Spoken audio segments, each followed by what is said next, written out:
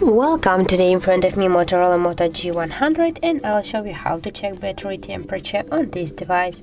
So first you should go to the Play Store, and here on the search pool type the Ampere. Now we have to get this application, so tap to install and wait a few seconds. Now just open the app, here click yes I agree, click close, and on the left down corner tap to OK. And as can you see, right now we got the temperature of our battery here, that's 32 and 2 degrees. Also you get here the health of your battery, the level, the model of your device, the Android version, and more and other information. So that's how it looks. If you find this video helpful, leave like, comment and subscribe our channel.